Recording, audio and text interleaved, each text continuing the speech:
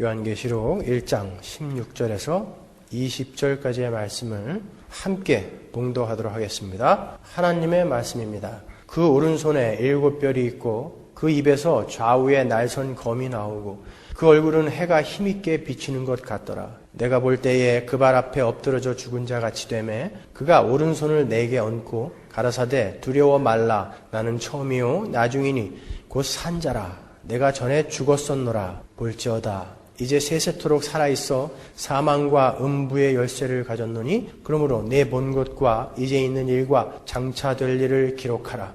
내 본 것은 내 오른손에 7별의 비밀과 7 금촛대라. 7별은 7 교회의 사자요 7 촛대는 7 교회니라. 아멘. 우리 지난 시간에 15절까지 공부를 했습니다. 다 기억나시죠? 예수 그리스도를 묘사하고 있는 여러 구절들을 우리가 보면서 한 구절 한 구절이 모두 그 예수 그리스도의 영광과 권위와 능력과 엄유하심의 상징이라는 것을 배웠습니다. 그분은 영광과 나라와 권세를 회복하신 왕이요 제사장이요 선지자의 모습으로 우리 교회와 성령으로 함께 하시는 분이라는 것을 확인했죠. 예수님께서 교회 사이에 계셨잖아요. 그죠? 7 촛대 사이에. 촛대 사이에 인자 같은 이가 발에 끌리는 옷을 입고 가슴에 금띠를 띠고 그 머리와 털의 희가 흰 양털 같고 그의 눈은 불꽃 같고 그 발은 풀무에 단련한 빛난 주석 같고 그의 음성은 많은 물소리와 같다. 다 기억나시죠? 그 예수님께서 오른손에 7뼈를 들고 계신다. 그 부분을 한번 살펴보자고요. 20절에 보면 그 7뼈는 7 교회의 사자다 그러죠. 그죠? 성경 자체가 주석을 해주고 있어요. 7별은 7 교회의 사자다 그런단 말이에요. 우린 먼저 그 별이 무엇인지를 밝히고 다른 부분으로 넘어가도록 하겠습니다. 많은 주석가들이 이 별은 이 땅의 교회들의 리더들, 목사들이다라고 주석을 해놓고 있습니다. 예수님께서 그 리더들을 오른손에 꼭 잡고 계시기 때문에 그들에게는 엄청난 권위가 있는 것이다. 이렇게 주석들을 해놓고 있는데 목사로서 상당히 바람직한 주석이다. 이렇게 생각이 듭니다만 제가 보기에는 그건 아닌 것 같습니다. 20절에 그 7별은 7 교회의 사자다라는 그런 구절이 있는데 거기서 이 사자, 앙겔로스라는 말은 천사라는 뜻이에요. 천사. 7 교회의 천사. 그 앙겔로스라는 말이 함축적으로는 목사라고도 쓰이는 말이에요. 그래서 아마 그들이 그렇게 주석을 해놓은 것 같아요. 하나님은 각 교회의 목사에게 말씀을 전달하시고 그 목사가 그 교회에 그 말씀을 풀어서 전달하는 그런 우리 상식에 딱 맞는 그런 해석입니다. 그러나 과연 그 해석이 옳은 것일까? 먼저 다니엘서 12장으로 한번 가보겠습니다. 그 별이 어디서 나오는가? 다니엘서 12장 3절 지혜 있는 자는 궁창의 빛과 같이 빛날 것이요 많은 사람을 옳은 대로 돌아오게 한 자는 별과 같이 영원토록 비치리라 그래요. 자, 여기서 별은 많은 사람을 옳은 대로 돌아오게 한 자, 그러죠? 지혜 있는 자, 많은 사람을 옳은 대로 돌아오게 한 자를 별이라고 한단 말이에요. 이 구절만 보면은 전도 많이 한 사람들을 별이다 이렇게 이야기하는 것 같죠? 그러나 한번 잘 읽어보세요. 12장 1절 한번 보세요. 바로 그 위에 구절이 어떻게 나와 있는지. 그때에 내 민족을 호위하는 대군 미가엘이 가돌사르란 말이에요. 대군은 영어로는 Great Prince라고 되어 있지만 위대한 큰 대장 이런 뜻이에요. 대장 미가엘이 일어날 것이요 또 환란이 있으리니 이는 개국 이래로 그때까지 없던 환란일 것이며 그때에 내 백성 중 무릇 책에 기록된 모든 자가 구원을 얻을 것이다. 그러죠? 그러면 그 많은 사람을 옳은 대로 돌아오게 한 자가 누구라고요? 미가엘이라는 거예요. 그 미가엘이 별이다 그러는 거예요. 다니엘서에서는요. 계시록 12장 7절 한번 보겠습니다. 하늘에 전쟁이 있으니 미가엘과 그의 사자들이 용으로 더불어 싸울세 용과 그의 사자들도 싸우나 그러죠? 미가엘이 또 나와요. 용과 전쟁을 해요. 그런데 우리가 계시록을 읽어봤으니까 알죠? 그 용이 이 전쟁에서 패하고 땅으로 쫓겨나는 거예요. 그러면 이 전쟁은 뭡니까? 십자가예요. 그럼 미가엘은 누구예요? 예수 그리스도를 상징하는 거예요. 미가엘은요. 다니엘서와 요한계시록에 나오는 대적, 그 용과 싸우는 미가엘은 예수 그리스도를 상징하는 거예요. 그런데 잘 보세요. 다니엘서 10장에 보면 인자 같으니 그 예수님께서 다니엘에게 말씀하시는 장면이 나오는데 예수님께서 내가 대적들과 싸울 것이다 하면서 이스라엘의 민족의 대표로서 누군가가 나와 함께 싸울 거라고 이야기를 한다고요. 그가 누구인지 한번 보시자고요. 다니엘서 10장 20절. 그가 이르되 예수님이 이르시되 내가 어찌하여 내게 나온 것을 내가 아느냐? 이제 내가 돌아가서 바사군과 싸우려니와 내가 나간 후에는 헬라군이 이를 것이라. 오직 내가 먼저 진리의 글에 기록된 것으로 내게 보이리라. 나를 도와서 그들을 대적하는 자는 너희 군 미가엘 뿐이니라. 우린 분명히 앞에서 미가엘이 예수 그리스도를 상징하는 거라고 알았는데 지금 예수님께서 내가 싸우는 전쟁에 어떤 자가 나를 도울 것인데 그가 또 미가엘이다 이렇게 이야기한단 말이에요. 여러분 여기에서 이제 여러분이 유니언 크라이스트 그리스도와의 연합을 또 딱 머릿속에 떠올려 놓으셔야 되는 거예요. 그런데 그 싸움에서 승리해서 나라와 권세를 받은 자는 예수님도 아니고 미가엘도 아니고 하나님의 거룩한 백성이다 그래요. 다니엘서 7장 27절 한번 보세요. 나라와 권세와 온 천하 열국의 위력이 가장 높으신 분의 거룩한 백성에게로 돌아갈 것이다 그래요. 그의 나라는 영원한 나라다. 권세를 가진 모든 통치자가 그를 섬기며 복종할 것이다 그래요. 그러니까 그 전쟁에서 싸우는 자가 누구라는 말이에요? 하나님의 거룩한 백성. 머리를 한번 잘 써보세요. 이야기를 한번 종합해 보자고요. 교회를 상징하는 그 이스라엘의 대적을 맞아 싸우시는 분은 예수 그리스도이죠. 그런데 그 안에서 예수 그리스도 안에서 구원을 받은 함께 구원을 받은 그 하나님의 백성, 그 교회 역시 대적과 싸우는 자들이라는 거예요. 그 모습을 천사 미가엘이 하늘의 대적들과 용과 싸우는 모습으로 그려놓은 거예요. 상징적으로. 그러니까 천사는 누구예요? 이 미가엘은 누구예요? 별은 누굽니까? 바로 하늘의 교회. 계시록은 항상 천상에 완성된 교회와 지금 이 땅의 가시적인 교회를 이렇게 같이 떼어놓고 설명을 하죠. 그래서 이 가시적인 교회의 이 환난과 고통을 이 천상의 승리한 교회의 모습을 딱 보여줌으로써 아, 이게 다가 아니구나. 우리는 완전히 승리한 자구나라는 것을 보여주면서 끝까지 가는 게 계시록이란 말이에요. 그러니까 이 7별, 예수님 오른손에 있는 7별은 천상의 교회의 대표, 사자, 천상의 전체 교회를 이야기하는 거예요. 7별은. 목사를 이야기하는 게 아니에요, 여러분. 잘 보시면은요, 2장부터 7 교회에게 보내는 그 편지 서두에 모두 서머나 교회의 사자에게 편지하기를, 버가모 교회의 사자에게 편지하기를, 두아디라 교회의 사자에게 편지하기를 이렇게 거기도 똑같이 천사가 나온다고요. 그 교회의 천사, 수호 천사에게 편지를 하는 거겠어요, 하나님이? 교회의 목사에게 편지를 하는 거겠어요? 교회에게 편지를 하시는 거예요. 교회에게. 그 7별은 바로 여러분들을 이야기하는 거예요. 여러분, 그런데 성경 말씀을 보면 그 별들이 하늘의 모든 전쟁에서 승리를 해요. 그 교회들이, 하나님의 백성들이 하늘의 모든 전쟁에서 승리를 한다고요? 당시 초대교회 사람들이 이 말씀을 들으면서 우리는 지금 이렇게 로마의 압제하에 핍박을 받고 있지만 우리는 이미 하늘에서 승리를 거머쥔 천상의 백성이라는 것을 다시 한번 확인했을 거라고요. 그 하늘의 전쟁이 하나님의 보호와 도움과 하나님의 능력으로 승리로 완성된 것처럼 이 땅의 전쟁도 결국 하나님의 보호하심과 도우심으로 승리로 결론이 날 것이라는 것을 그들은 감격 속에 확인을 했을 것입니다. 여러분, 우리는 하늘에서 이미 이루어진 그 승리의 삶을 사는 자들이에요. 하나님 나라는 이미 이루어져 있습니다. 우리는 그 나라를 받은 자들이에요. 히브리서 12장 28절로 가보겠습니다. 그러므로 우리가 진동치 못할 나라를 받았은즉, 진동치 못할 나라, a kingdom that cannot be shaken, 절대로 흔들릴 수 없는 그 나라를 받았으니 은혜를 받자. 이로 말미암아 경건함과 두려움으로 하나님을 기쁘시게 섬길지니. 이미 진동치 못할 그 나라를 받아놓은 자들을 그리스도인이다 그래요. 그 사실을 확인한 자들을 그리스도인이다 라고 하는 거예요. 그런 사람들이 이 땅의 상황과 현실에 수시로 흔들리면 안 된다는 것이죠. 우리는 그 진동치 못할 그 하늘나라, 그 나라를 기업으로 받은 자들이고 그 나라에 이미 속해 있는 자들이라는 것을 우리는 매일매일 확인해야 돼요. 안 그러면 이길 수가 없어요. 여러분, 우리는 하늘에서 이루어진 하나님의 뜻이 이 땅에서 이루어지기를 기도하는 자들이에요. 그지? 뜻이 하늘에서 이루어진 것 같이 땅에서도 이루어지다라고 기도를 하잖아요. 우리가 주기도문 공부할 때 배웠잖아요. 그 뜻, 하나님의 뜻이 뭡니까? 하나님 나라의 완성. 그게 이루어져 있다라는 거예요. 우리는 거기에 이미 들어가 있다는 거예요. 천상의 교회에 보면은 여러분은 이미 거기에 이렇게 들어가 계십니다. 그 사실을 우리는 성경을 통해서, 말씀을 통해서 매일매일 확인을 하셔야 되는 거예요. 이사야서 46장 10절 보세요. 이르기를 너희는 가만히 있어. 내가 하나님 됨을 알지어다. 내가 열방과 세계 중에서 높임을 받으리라 하시도다. 여기서 너희는 가만히 있어. Be still 그러죠. 라파라는 말이에요. 히브리어로 라파. 마음을 푹 놓아라 이런 뜻이에요. 마음을 푹 놓아라.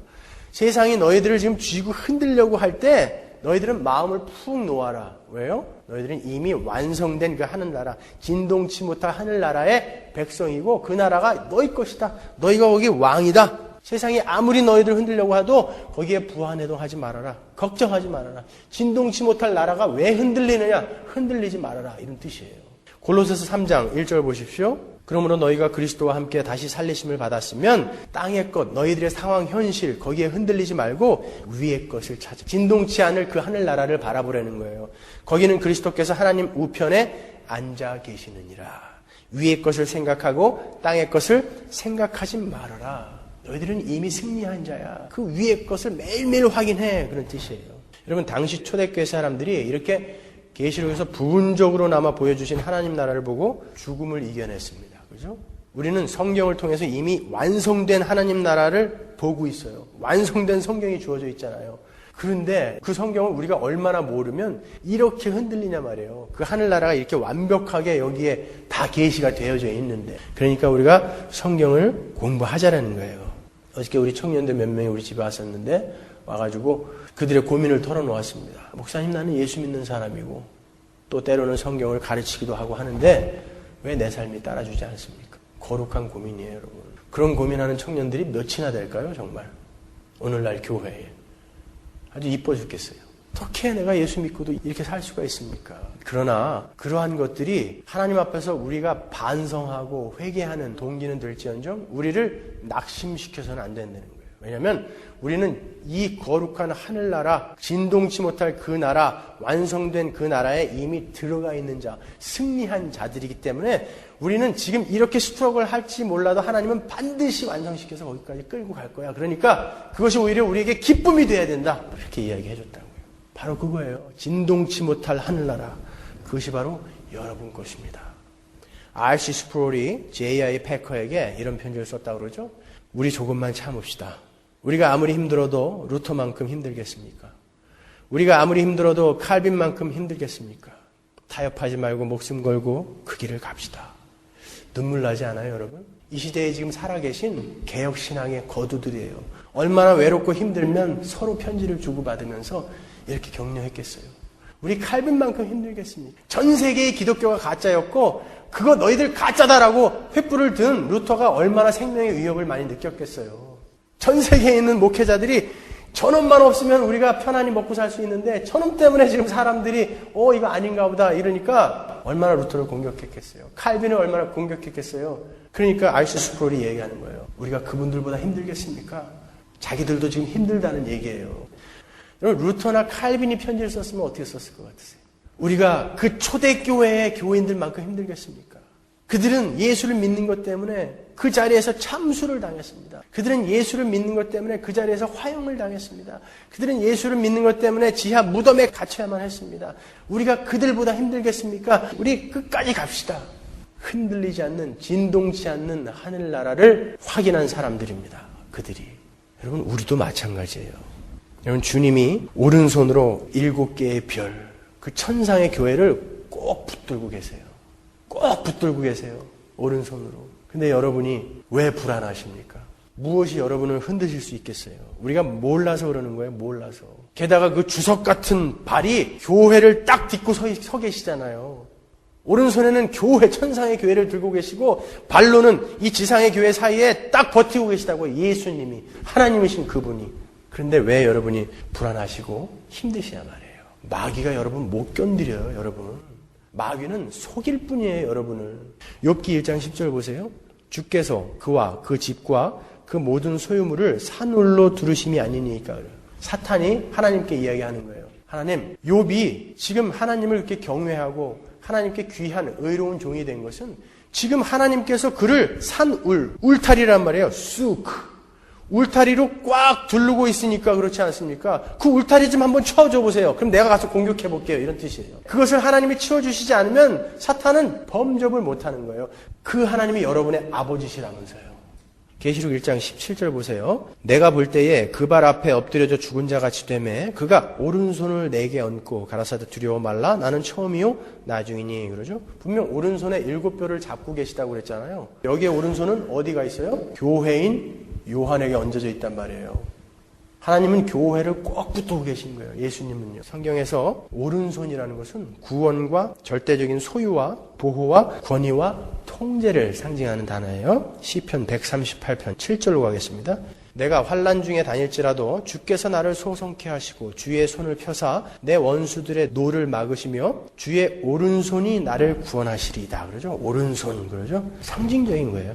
이사야서 41장 10절 두려워 말라 내가 너와 함께 함이니라 놀라지 말라 나는 내 하나님이 됨이니라 내가 너를 굳세게 하리라 참으로 너를 도와주리라 참으로 나의 의로운 오른손으로 너를 붙들리라. 의로운 오른손으로 너를 붙들리라. 그러죠?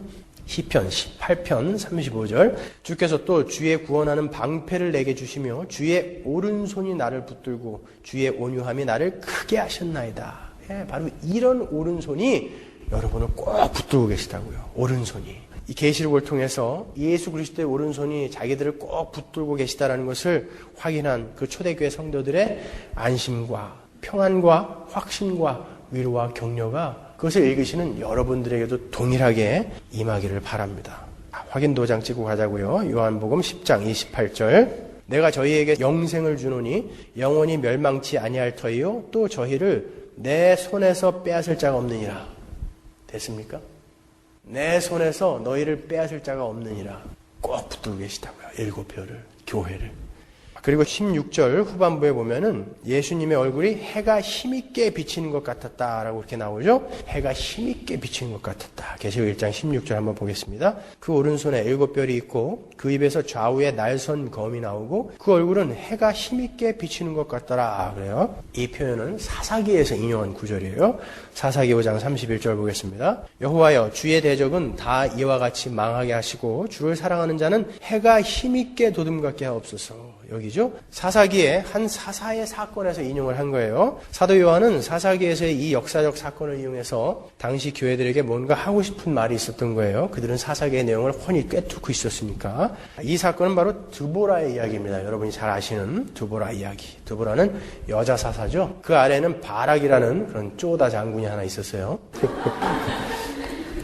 이스라엘은 에웃이 죽자 왼손잡이 에웃이 죽자 또다시 하나님께 범죄를 하게 되었고 하나님께서는 이번에는 가나안 왕 야빈을 들어서 20년간이나 이스라엘을 괴롭게 만드셨어요. 이스라엘이 하나님께 간구했습니다. 그래서 하나님은 드보라와 바락을 세우셨죠. 드보라를 사사로 세우시고 그 밑에 장군으로 바락을 부르셨습니다. 하나님은 드보라를 통해서 바락에게 가나안 왕 야빈의 군대 장관 시스라를 내 손에 붙이셨으니 네가 전쟁에서 승리할 것이다 라는 그런 예언을 해주셨어요. 근데 바락이 드보라의 치맛자락을 딱 붙들고 당신 안 가면 나도 안 가요 그랬단 말이에요. 드보라가 같이 가겠다라고 이렇게 약속을 합니다. 바락은 전쟁에 나가서 이기죠. 근데 사실 여러분 드보라의 이야기를 읽어보면 드보라가 뭐 한 거는 아무것도 없어요. 그냥 하나님의 말씀을 들어서 전하고 그리고 전쟁에 이기니까 막 찬양한 거 그거밖에 없어요. 드보라가 한 거는. 그런데 히브리서에서 보면 그런 쪼다들이 전부 신앙의 선진들의 대열에 쫙 들어있다고요. 그게 신앙이에요. 그게 성경이에요. 여러분은 성경을 통해서 위대한 바울을 본받자, 다윗을 본받자 이거 배우는 거 아니에요. 그런 쪼다들도 하나님의 손에 딱 붙들리니까 그런 위대한 고백을 하는구나를 배우는 거예요. 여러분들도 똑같은 하나님의 손에 붙들린 분들이에요. 가나안 장군 시스라에게는 철로 된 병거가 900승이 있었어요. 탱크가 900대 있었다는 거예요. 이스라엘한테는요. 아무것도 없었어요. 홈이 작대기 이런 거밖에 없었어요. 이거는 애초부터 상대가 안 되는, 말이 안 되는 전쟁이라는 뜻이에요. 사사기가 우리가 공부했으니까 알지만 사사기의 전쟁은 모두 말도 안 되는 전쟁이에요. 그죠? 삼갈은 소모는 막대기로 싸웠어요. 그죠? 에웃은 왼손잡이에요. 당시는 왼손잡이는 아주 드물었었어요. 그래서 항상 이름 앞에다가 왼손잡이 에훗, 왼손잡이 누구 이렇게 이름을 붙일 정도로 기드온은요, 나팔, 항아리, 횃불 이런 거 갖고 그냥 두들겨 갖고 전쟁했단 말이에요. 삼손이 왜 낙이 턱뼈로 싸우냐 말이에요. 큰 칼 하나 주시면 되잖아요. 그거는 애초에 이거는 상대가 안 되는 전쟁이다라는 거예요. 그 전쟁은 너희의 힘으로 하는 게 아니라 하나님이 하시는 전쟁이다라는 것을 알려주기 위해서 그런 말도 안 되는 상황을 묘사를 해놓은 것입니다. 드보라가 전쟁이 끝나고 뭐라고 찬양하죠? 사사기 5장 20절 보겠습니다. 별들이 하늘에서부터 싸우되 그 다니는 길에서 시스라와 싸웠도다 그래요. 별이 나오죠. 해가 힘있게 비치는 얼굴이 나오죠. 그 별은 누구라고 했습니까? 예수 그리스도, 그리고 그 안에서 구원을 받은 천상의 교회인 여러분. 이 땅에서 우리의 싸움은 우리의 힘으로 하는 것이 아니라 예수의 전쟁이고, 예수께서는 그 전쟁에서 이미 승리하셨고 우리는 그 안에서 승리한 자가 되어 있다는 거예요. 요한은 사사기에 이런 표현을 가져다가 당시 초대교회 성도들에게 용기와 확신을 불어넣어 준 거예요. 너희의 전쟁은 하나님의 전쟁이다. 니들이 겪고 있는 그 고난과 핍박과 환난은 하나님의 전쟁이야. 그게 끝이 아니야. 근데 하나님은 이미 이기셨어. 그거는 전쟁의 한 과정일 뿐이야. 패배가 아니야. 낙심하지 말어. 이걸 가르쳐 주려고 하는 거예요. 하나님의 전쟁. 그 하나님의 전쟁인데 하나님은 전지전능하신 분이에요. 절대 질 수가 없는 거죠. 그러니까 안심하라라는 거예요. 오늘날 여러분들에게도 동일한 음성으로 이야기하시는 거예요. 하나님이. 그 예수님의 입에서 좌우의 날선검이 나와요. 좌우의 날선검. 좌우의 날선검은 말할 것도 없이 말씀이에요. 좌우에 날이 서 있다는 것은 그 말씀이 미치는 방향성을 나타내는 거예요. 예수 그리스도의 말씀은 그 범위가 좌우로서 미치지 않는 곳이 없다라는 그런 의미예요. 검은 여러분 전쟁을 할 때 쓰이는 거죠. 여기에서 쓰인 검, 롬파이아라는 그 단어는 사람 키만한 그런 무시무시한 검을 이야기하는 거예요. 검을 뜻하는 단어가 여러 가지가 있었어요. 이렇게 쬐끄만 검 같은 거는 사람 혓바닥같이 생겼어요. 그래서 저는 그 단어인 줄 알았어요. 근데 보니까 롬파이아, 큰 검이더라고요. 예수 그리스도의 입에서 나오는 그 말씀은 믿는 자들에게는 그런 구원의 말씀이지만 죄인들에게는 심판을 상징한단 말이에요. 그렇기 때문에 이런 무서운 단어를 쓴 거예요. 롬파이아. 요한복음 12장 48절 보세요. 나를 저버리고 내 말을 받지 아니하는 자를 심판할 리가 있으니 곧 나의 한 그 말이 마지막 날에 저를 심판하리라. 여러분 우리가 말씀 읽읍시다. 말씀 봅시다 하니까 그냥 말씀이 정말 아무것도 아닌 것 같이 사람들 생각하는데 이 말씀은 마지막 날에 세상을 심판하는 말씀이에요. 호세아 6장 5절 보세요. 그러므로 내가 선지자들로 저희를 치고 내 입의 말로 저희를 죽였노니 내 심판은 바라는 빛과 같으니라. 이사야서 49장 2절. 내 입을 날카로운 칼같이 만드시고 내 입을 나를 그 손 그늘에 숨기시며 나로 마광한 살을 만드사 그 전통에 감추시고, 마광하다라는 것은 날카로운 화살이라는 뜻이에요. 내게 이르시되 너는 나의 종이요 내 영광을 나타낼 이스라엘이라 하셨느니라. 하나님께서 예수님더러 이스라엘이다 그래요. 역시 유니온 크라이스트죠. 진짜 이스라엘은 예수님이란 말이에요. 예수님 한 분이에요. 진짜 이스라엘은. 그 안에 들어가서 구원받은 자들을 이스라엘이다 이렇게 이야기하는 거예요. 이사야서 11장 4절로 한번 가보겠습니다. 공의로 빈핍한 자를 심판하며 정직으로 세상의 겸손한 자를 판단할 것이며 그 입의 막대기로 세상을 치며, 그렇죠? 입술의 기운으로 악인을 죽일 것이며. 이러한 그 심판의 말씀이 구원받은 자들에게는 세상을 이기는 무기예요. 그죠? 여러분 이런 데서 감격을 하셔야 돼요. 이 말씀이 세상을 난도질하는 심판의 도구인데 우리에게는 무기이며 힘이라고요. 우리를 거룩하게 만드는 도구이며 방법이라니까요. 그 말씀이. 우리가 얼마나 거룩하게 구별된 자들이에요. 그런 데서 감격을 못 느끼시면 어디서 감격을 느끼시겠어요? 우리에게는 어떻게 그 말씀이 달디단 꿀과 같으냐 말이에요. 히브리서 4장 12절로 가겠습니다. 하나님의 말씀은 살았고 운동력이 있어 좌우의 날선 어떤 검보다도 예리하여 혼과 영과 및 관절과 골수를 찔러 쪼개기까지 하며 또 마음의 생각과 뜻을 감찰하나니. 에베소서 6장 17절이요. 구원의 투구와 성령의 검 곧 하나님의 말씀을 가지라. 왜 말씀을 이렇게 검, 롬파이아 무서운 단어로 쓰는지 아시겠죠 이제? 그 말씀이 예수님의 입에서 나오는 거예요. 막 칼이 막 나오는 거 아니에요. 자, 지금까지 공부한 것을 제가 간략하게 정리를 해드리고 넘어갈게요. 예수님은 지금 그 권능의 오른손으로 교회인 여러분을 붙들고 계십니다. 예수님은 그 주석 같은 발로 교회를 지키고 계세요. 예수님의 불꽃 같은 눈이 여러분을 지켜보고 계세요. 책망도 하지만 보호도 하신단 말이죠. 예수님의 그 칼날 같은 말씀이 세상을 심판하지만 우리를 보호하고 계세요. 예수님의 나팔 같은 목소리가, 많은 물소리 같은 그런 목소리가 우리를 격려하며 때로는 책망하며 우리를 거룩하게 만들어가고 계십니다. 그분은 끌리는 옷을 입은 대제사장으로 우리의 제사를 영단번에 드리셨고, 그분은 이제 세세토록 왕의 권세를 받으셨어요. 금띠를 띤, 가슴에 금띠를 띤 분이에요. 그분과 우리는 이제 공동 상속자가 되어서 영원히 왕 노릇할 자들이 되었습니다. 그러므로 너희는 잘 참고 견뎌서 이겨내라. 너희들은 승리한 자야. 그리고 너희들의 삶은 지금 승리의 삶을 살고 있는 거야. 라고 우리에게 메시지를 던지시는 거예요. 이게 지금까지 우리가 공부한 부분이에요. 요약한 거예요. 이게 여러분들에게 힘이 되십니까? 아니면 여러분과는 아무 상관없는 그런 말씀입니까? 여러분, 우리 조상들은 신사참배를 거부하면서 못이 박힌 송판 위를 걸어 다녀야 했습니다. 그러한 분들의 후회예요, 우리가. 신사참배를 거부하면서 교수대에 매달려야 했어요. 온몸이 새카맣게 두들겨 맞아야 했습니다. 예수를 믿는다는 이유로 공산당들의 손에 처참하게 죽어갔어요. 예전에는 공산당들이 퇴각을 하면서 기독교인들을 갖다 나무에 꽁꽁 묶어놓고 밤새도록 포를 떴다 그래요. 그냥 확 죽이면 괜찮은데 살을 조금씩 칼로 잘라내는 거예요. 밤새. 그리고 나중에 가보면 살은 이 땅 위에 다 떨어져 있고 뼈만 앙상하게 남아있는 그런 모습으로. 그런데도 불구하고 예수를 부인하지 않은 우리 신앙의 선배들이 있단 말이에요. 그분들의 후예예요, 여러분들은요. 하나님은 그 길을 승리의 길이라 그러는 거예요. 우리가 세상에서 성공하고 잘 돼서 야, 예수 믿으면 이 정도 되는 거야. 그렇게 세상을 밟으라고 얘기하지 않아요. 그걸 승리라고 이야기하지 않고 엄청난 핍박과 박해 속에서도 그 흔들리지 않는, 진동치 않는 그 하나님 나라를 바라보면서 기쁘게 가는 자들을 승리한 자, 그 길을 승리의 삶, 이렇게 이야기를 한다고요. 그러니까 여러분들이 여러분의 상황과 처지를 보면서 이게 무슨 승리한 삶이에요, 이렇게 얘기하시면 안 된다는 거예요. 여러분의 모든 삶은 승리의 삶이에요. 여러분이 그리스도인이 맞다면, 심지어 여러분의 실패나 좌절도 승리의 삶이에요. 심지어 여러분이 죄를 짓는 것도 여러분의 승리의 삶이에요.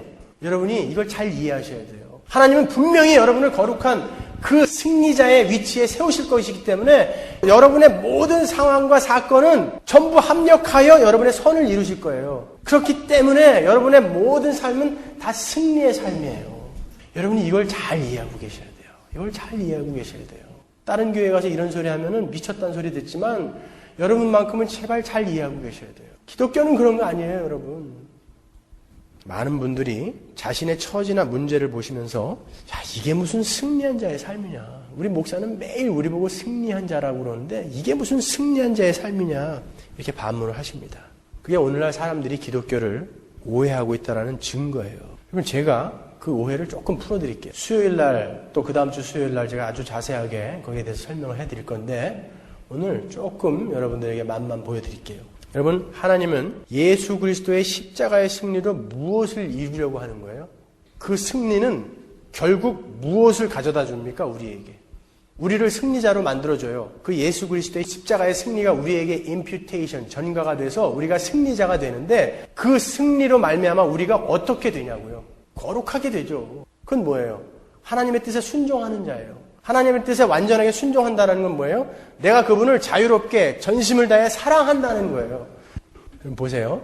우리 인간은 하나님과의 바른 관계 속에서만 참 행복을 누릴 수 있다고 그랬죠? 하나님과의 바른 관계 속에서만 하나님이 주시는 그 복을 받을 수 있다고 했어요. 그죠? 그 복을 받아야만 인간은 참 행복을 누릴 수 있어요. 그런데 타락을 함으로써 이 복과 단절이 됐잖아요. 이제 복의 근원과 단절이 됐어요. 그래서 인간은 어떤 것으로 자기들의 안전과 행복을 추구한다고 그랬어요? 지난주 수요일날 지식체계, 선행체계를 가지고 자신들의 안전과 행복을 추구한다고 그랬잖아요. 지식체계는 뭡니까? 물질 문명, 과학 문명, 교육, 이념, 이데올로기 이런 거예요. 선행체계는 뭐예요? 종교, 사회사업, 구제 이런 걸로 해서 자기가 자꾸 자기를 행복하고 만족하게 만들고 싶어 했단 말이에요. 그것을 심리학 용어로는 집착 혹은 중독이다 이렇게 이야기해요. 여러분, 제가 가끔 심리학자들 막 까는데 제가 심리학 자체를 이거는 소용없는 것입니다라고 이야기하는 게 아니에요. 칼 융이나 프로이드 같은 사람들의 책을 제가 보면은 아주 훌륭하게 인간에 대해서 잘 공부를 해놨어요. 그거는 우리가 많이 배워야 돼요. 그러나 그걸 가지고 인생의 문제를 해결하려고 하는 것을 제가 안 된다는 거예요. 그거는요. 그것을 심리학자들이 집착이나 혹은 중독이다라고 그런단 말이에요. 여러분 보세요. 인간은 자기가 자기 존재의 안전과 행복을 위해서 어떤 것에 계속 몰두를 해요. 여러분 자신을 한번 돌아보세요. 여러분들이 여러분을 만족시키고 여러분들을 행복하게 만들기 위해서 어떤 일들을 하십니까? 여자들은 쇼핑, 어떤 사람은 돈, 어떤 사람은 열심히 공부를 해서 학식을 쌓죠. 어떤 사람은 자식, 어떤 사람은 부모, 어떤 사람은 술, 어떤 사람은 도박, 어떤 사람은 마약. 그런 것들로 자기를 자꾸 즐겁게 만들려고 그래요. 만족하게 만들려고 그래요. 행복하게 만들려고 해요. 그것을 집착이요 중독이라고 하는 거예요. 그런데 정말 무서운 것은 교회 안에서 여러분들이 예수를 믿는다고 하면서 하나님의 이름을 부르면서 이 예배당 안에서도 그런 집착과 중독이 있다는 거예요. 어떤 것입니까? 예배를 드릴 때 항상 나를 만족시켜줄 만한 분위기가 조성되어야 돼요. 사람들이 몇 명씩 거품 물고 쓰러져 줘야 돼요. 그래야지 진짜 오늘 화끈한 예배 드렸구나. 월계 반주 촥 깔아주면서 막 울려줘야 돼요. 그래서 오늘은 진짜 은혜로운 예배 드렸다. 여러분 그거는 집착하고 중독되어 있는 거예요. 어떨 때는 여러분이 성경을 공부하는 것도 집착이고 중독일 때가 있어요. 내가 성경을 많이 공부하고 성경을 많이 안 것으로 하나님의 그 풍성함 안에 거하는 것이 아니라 이것으로 누구에게 자랑하고 싶은 거야. 이것으로 누구에게 나는 이만큼 알아라고 상대적인 행복감을 느끼고 싶은 거. 성경을 공부하면서 여러분은 죄를 짓는 거예요. 그것은요. 다시 한번 생각해 보세요. 지금 여러분이 여러분 자신을 만족하게 하고 행복하게 하기 위해서 여러분이 집착하고 중독되어져 있는 게 뭐예요? 다들 있으시죠? 하나님은 그걸 끊어내시는 삶을 가리켜 승리의 삶이라고 하는 거예요. 그게 다 끊어져야 하나님만을 자유롭게 사랑할 수 있기 때문에 그걸 다 끊어내는 삶을 승리의 삶이라고 하는 거예요. 여러분의 인생을 통해서 그걸 해나가시는 거예요. 그 집착과 중독은 하나님을 사랑하는 데 방해가 된다고요. 왜요? 하나님이 하나님을 사랑하고 이웃을 사랑하고 주신 에너지가 전부 그쪽으로 빠지게 된단 말이에요. 중독이 되어져 있는 것은 하나님을 사랑하는 에너지를 그만큼 뺏기는 거예요. 누가복음 17장 33절 보십시오. 무릇 자기 목숨을 보존하고자 하는 자는 잃을 것이다 그러죠. 목숨을 보존하고자 하는 자라는 이 정확한 뜻이 뭐냐면은 나의 이 만족과 행복, 이것이 나의 목숨을 유지시켜주고 보호시켜준다고 사람들은 생각을 한다고요. 이걸 끝까지 붙들고 있는 자는 생명을 잃을 것이다라는 거예요. 영원한 생명을 못 받는다라는 얘기예요. 그걸 다 끊어버린 자, 그 집착과 중독을 끊어버리는 자만 살아난다라는 무서운 말이에요. 이것은요. 절벽에서 떨어지다가 나뭇가지를 꽉 붙들었어요. 하나님 도와주세요. 하나님 그래 도와줄게. 그거 놔라. 내가 받아줄게. 그랬더니 거기 딴 사람 없어요? 이게 우리 아닙니까? 못 놓는 거예요. 집착과 중독. 그래도 이것만은 내가 붙들고 있어야지 내가 안전할 것 같고 보호받을 수 있을 것 같고 행복할 수 있을 것 같은 거. 하나님은 그걸 전부 끊어버리기를 원하세요. 그게 승리의 길이에요, 여러분. 그걸 자유로운 사랑이라고 그래요. 여러분 자유로운 사랑이 뭔지 아세요? 자유로운 사랑이라는 것은 하나님이 하신 사랑이에요. 하나님이 우리를 어떨 때 사랑하셨습니까? 원수 되었을 때요. 우리는 근데 어떨 때 사랑을 하죠? 그 사람이 이쁘고 그 사람이 나한테 잘해줄 때. 이거는 자유로운 사랑이 아니에요. 이것도 집착이고 중독이에요. 이거는요. 자유로운 사랑이라는 것은 상대방이 어떠한 모습이건 상대방이 어떠한 반응을 나에게 나타내건 내가 그분을 사랑하는 거. 하나님이 내 소원을 들어주고 안 들어주고 그런 거에 관계없이 그냥 하나님을 사랑할 수 있게 만드시는 그게 하나님이 우리를 승리자로 만드는 길이라고요. 그래서 하나님이 여러분의 기도를 바로바로 응답해 주지 않으시는 거예요. 여러분들에게 연습시키기 원하시는 거예요. 그럼에도 불구하고 네가 나를 사랑할 수 있는가를 우리에게 연습시키시는 거예요. 하나님은 우리를 인격체로 취급하시고 아브라함을 벗이라고 불렀어요. 하나님이. 친구라고 부르셨다고요. 자유로운 우리의 인격과 의지를 갖고 그분을 사랑하게끔 만드시기 원하세요. 친구가 필요하신 거예요. 하나님은요. 그런 자로 만들어가고 싶으신 것이지 여러분들이 원하는 것을 척척 들어주시는 그래서 하나님이 주시는 것에 집착하고 중독하게 만드는 분이 하나님이 아니란 말이에요. 그건 기독교가 아니에요. 그건 사람을 죽이는 거예요. 계속. 그래서 기도응답 척척 들어졌다고 하는 사람들 보면은 여러분들 불쌍하게 여기셔야 돼요. 이 땅에서의 교회의 목적은 그게 아닙니다, 여러분. 하박국처럼 다니엘의 세 친구처럼 비록 무화과 나무가 무성치 못하고 포도나무에 열매가 없고 감람나무에 소출이 없고 밭에 식물이 없고 우리의 양이 없고 외양간에 소가 없을지라도 나는 여호와만을 사랑합니다. 그게 승리자예요. 집착과 중독을 다 끊어버리고 하나님만. 저희 처사촌이 FBI 수사관이거든요. 근데 어느 날 이 하박국 3장 17절 18절을 적은 종이를 하나 갖고 왔어요. 그래서 이게 뭐냐요? 왜 그러냐 그랬더니 이 전 세계 이 테러 조직들이 지금 이 문구를 서로 자꾸 교환하고 있다는 거예요. 한국말을 잘 모르는 분이거든요. 이게 뭐냐고 갖고 왔어요. 그래서 이거 성경인데요? 그랬더니 무슨 뜻이냐요? 그래서 제가 이렇게 설명을 해줬어요. 테러 조직들도요, 자기의 목표를 위해서, 자기들이 섬기는 알라를 위해서는 무화과 나무 잎이 마르고 외양간에 소가 없어도 나는 그것만을 바라보면서 가겠습니다 하고 자기들의 신조로 교환하고 있다는 거예요, 이거를요. 근데 하나님의 백성이라는 사람들이 그런 말이 있어요. 어떤 사람들은 그런 말 자꾸 읽으면 진짜 그렇게 돼요. 그거 자꾸 읽지 말아요. 이러더라고요, 저한테.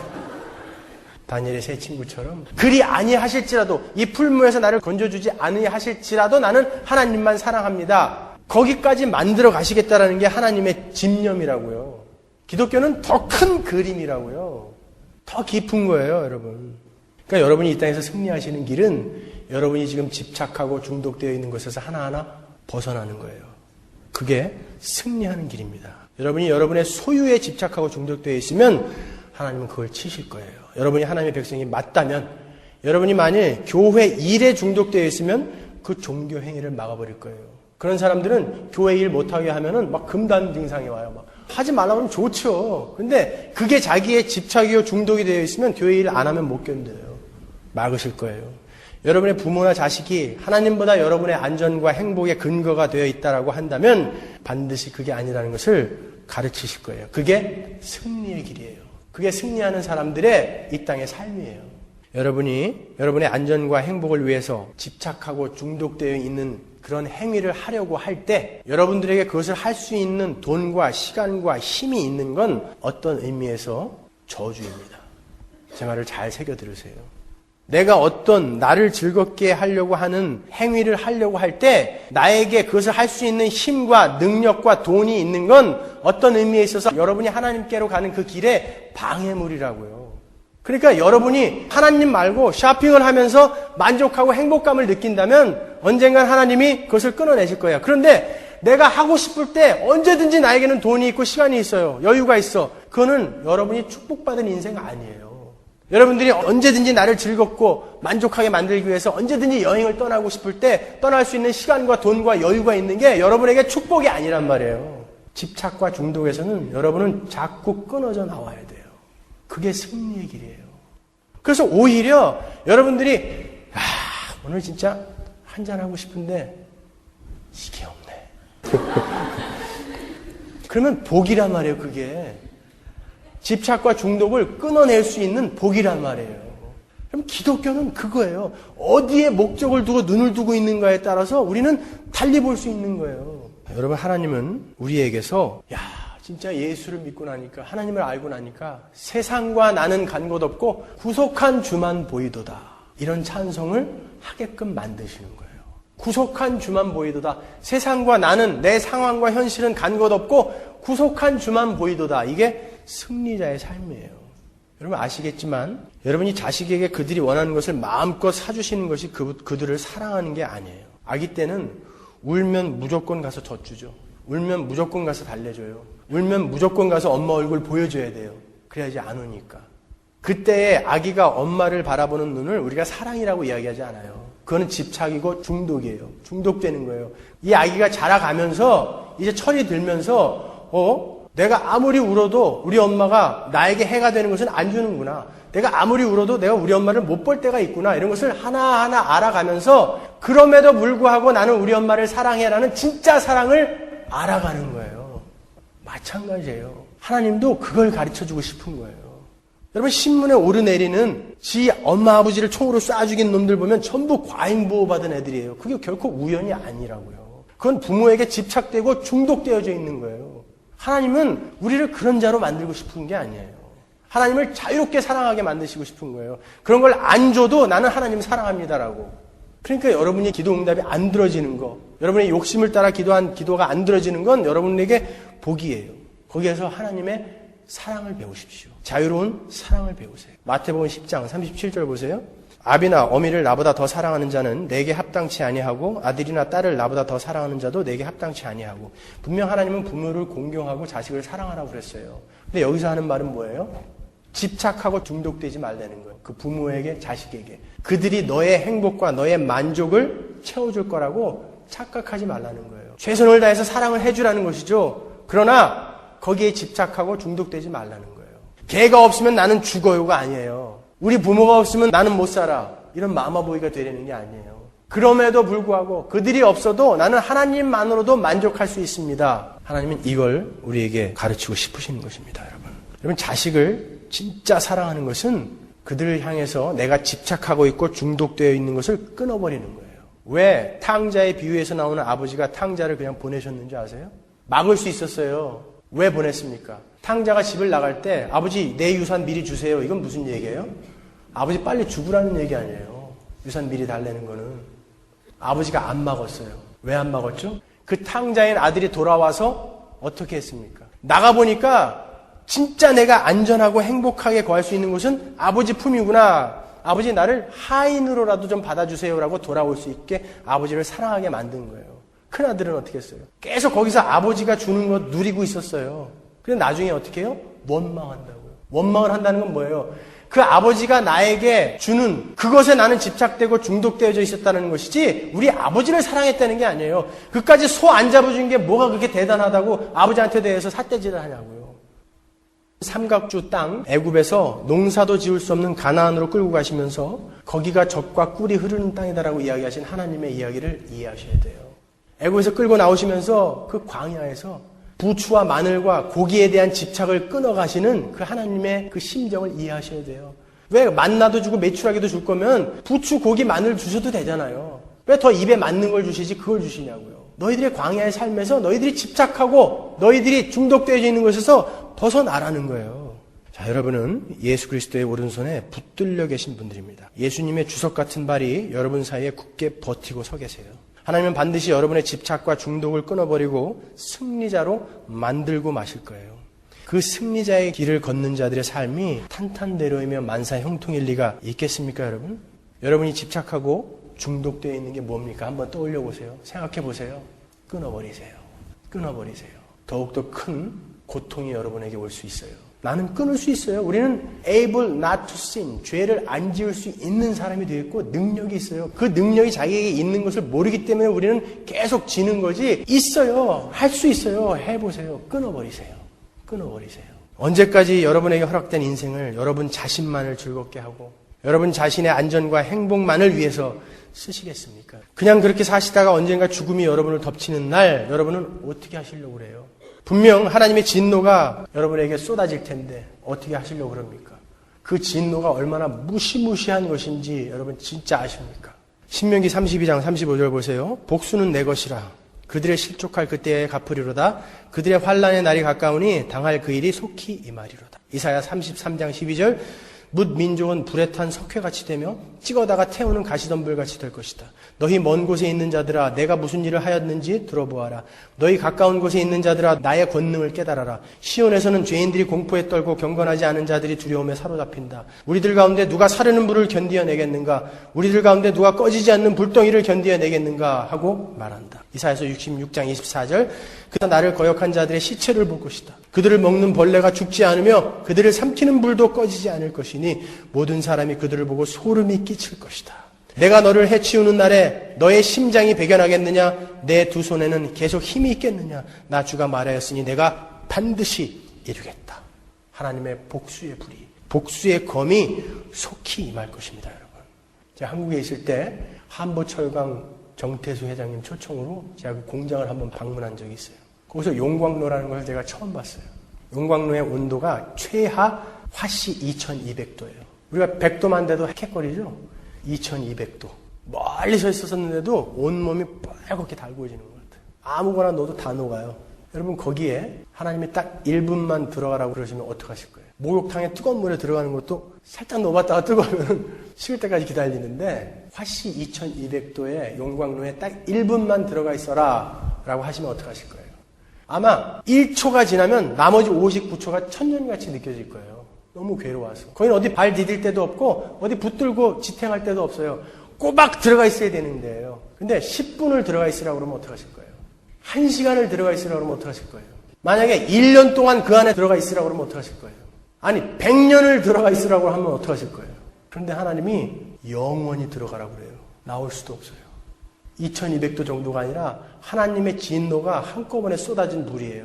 우리는 이 육신, 통점과 신경을 다 회복한 육신을 갖고 거기에서 죽지도 않고 고통을 받아요.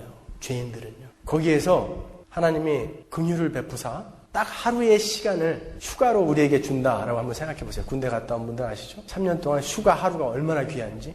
최선을 다할걸요? 그 지옥에서도. 그 하루 어떻게 휴가 찾아 먹으려고? 여러분, 그 소중한 날을 살고 계신 거예요. 지금 이 땅에 우리에게 주어진 삶은 그런 소중한 날이에요. 이 소중한 날을 어디다 쓰고 계시냐고요? 골프 치는 데 쓰십니까? 술 마시는 데 쓰고 계세요? 쇼핑하는 데 쓰고 계십니까? 어디다 쓰고 계십니까, 여러분? 그 시간을.